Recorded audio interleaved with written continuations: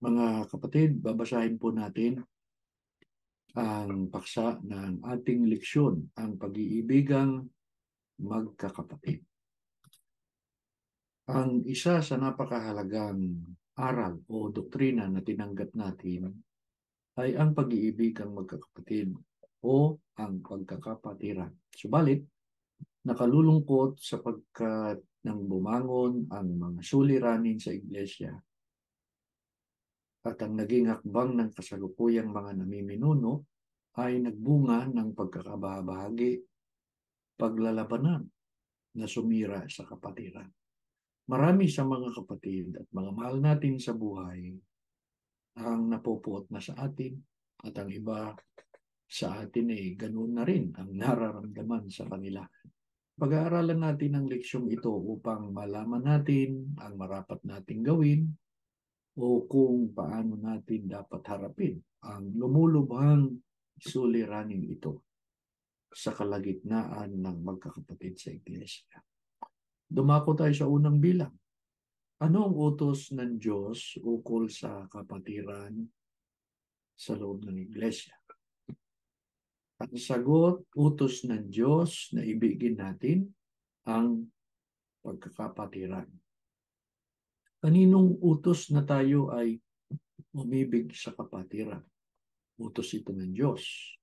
Aling pagkakapatiran ang dapat nating ibigin? Ang pag-iibig ng magkakapatid kay Kristo sa loob ng iglesia ni Kristo.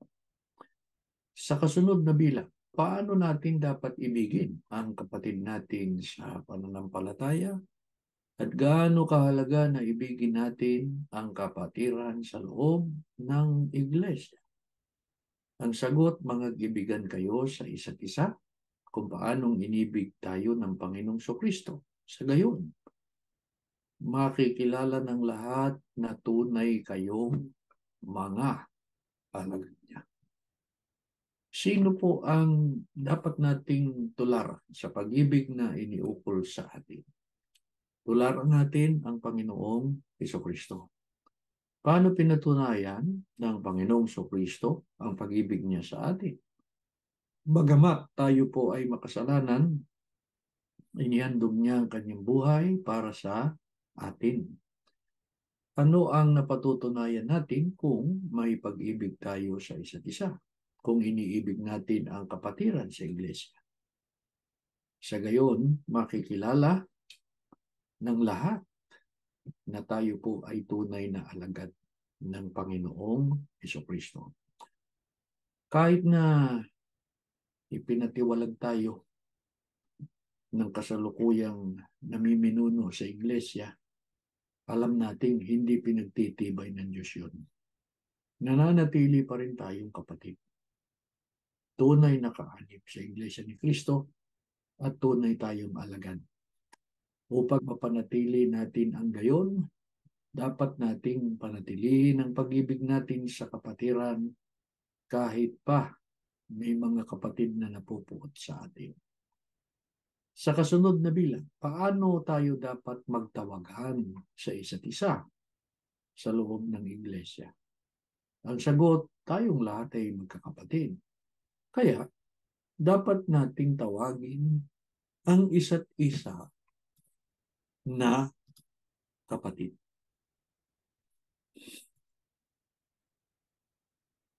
Sa kasunod na bilang, mga kapatid, paano natin maipapakita o mapatutunayan na may pag-ibig tayo sa ating mga kapatid sa pananampalataya? Ang sagot, kung ang sino man ay mayroong mga pag-aari sa sanlibutan ito at makitang may kapatid na nangangailangan, dapat niya siyang kaawaan at tulungan. Kaya, ito tanong, kung mayroong mga kapatid na nangangailangan ng tulong, dapat ba natin silang baliwalain o huwag pansinin, pagtawanan, apihin, o dapat natin silang tulungan? Ano ang tamang sagot? Ang tamang sagot, dapat natin silang tulungan.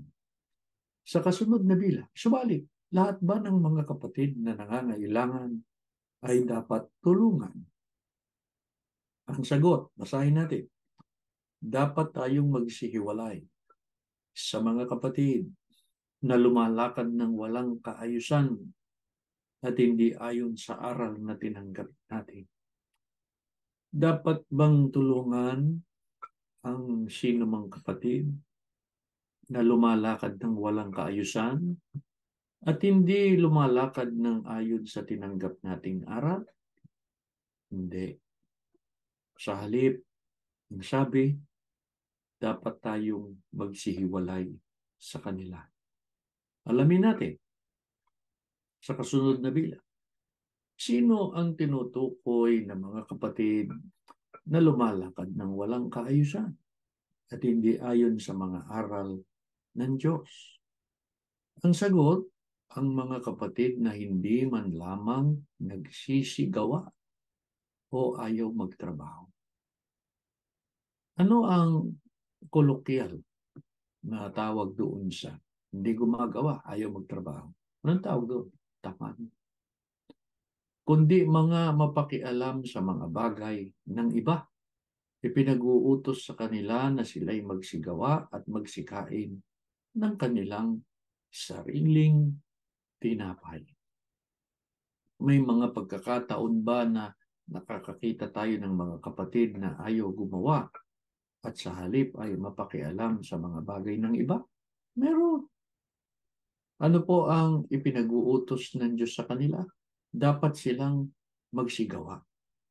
Katumbas, magtrabaho sila at magsikain sila ng kanilang sariling tinapay. Sa ikapitong bilang, mga kapatid, anong batas ng Diyos ukol sa mga tamad at ayaw magtrabaho? Ang sagot, kung ang sino man ay ayaw gumawa, huwag din namang kumain. Tatandaan ninyo, mga kabataan, yung ayaw gumawa, yung tamad, walang karapatan na kumain. Sa kasalukuyan, maraming mga kapatid ang napupuot sa atin. Nagsasabi na tayo raw ay nasa kadiliman dahil sa itiniwalag na tayo. At sila namamalaging nasa ilaw. Gayunman, tayo na pinararatangan nila na nagdilim ay nagpapatuloy tayo sa pagsunod sa utos ukol sa pag-iibigan magkakapatid sa iglesia. Kung sila pupuot sa atin, tayo, hindi tayo napupuot sa kanila. Pinapanalangin pa nga natin na magising sila. Magliwanag ang isipan nila. Sa kasunod na bilang, anong malaking pagkakaiba ng mga napupuot at ng mga umiibig sa kanilang kapatid? Ang sagot, ang nagsasabing siya'y nasa liwanag at napupuot sa kanyang kapatid ay nasa kadiliman pa hanggang ngayon. Ang umiibig sa kanyang kapatid ay nananahan sa liwanag. Kaya yung napupuot, yun ang talagang nasa dilim. Pero yung umiibig, nasa liwanag yun. Kaya, umibig tayo. Kaya mga kapatid, huwag nating tutularan yung mga humahatol sa atin. Nating tutularan na sila'y napupuot sapagkat natutunan natin ngayon. Yung napupuot, yun ang totoong nasa kadiliman. Sa halip na mapuot, ay sundin natin yung aral, mag-ibigan sa isa't isa.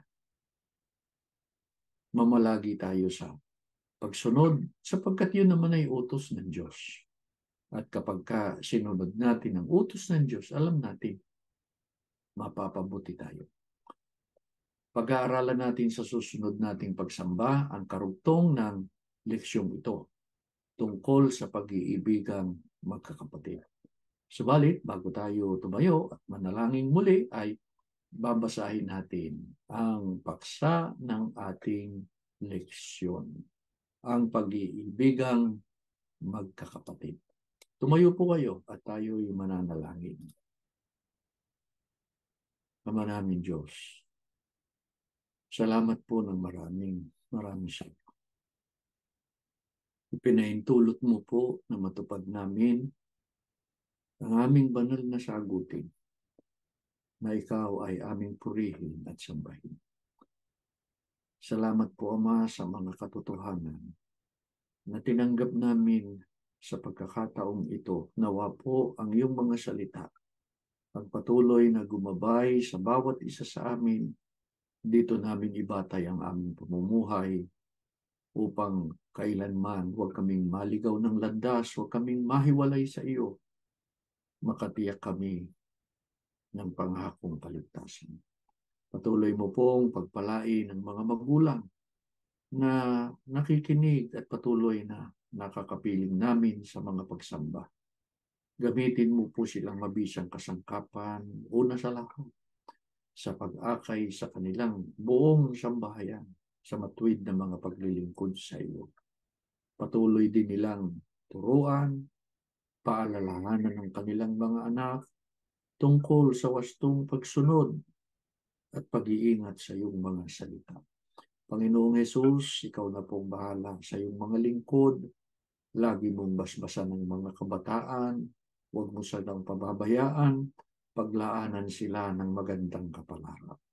Nananalig kami, Ama, ang aming mga dalangin ay muling nakarating sa iyo.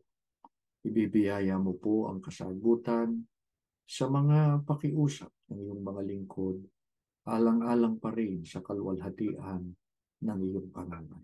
Tinanggap po namin ang aming mga dalangin sa ngalan ni Jesus na aming tagapagligtas. Amen.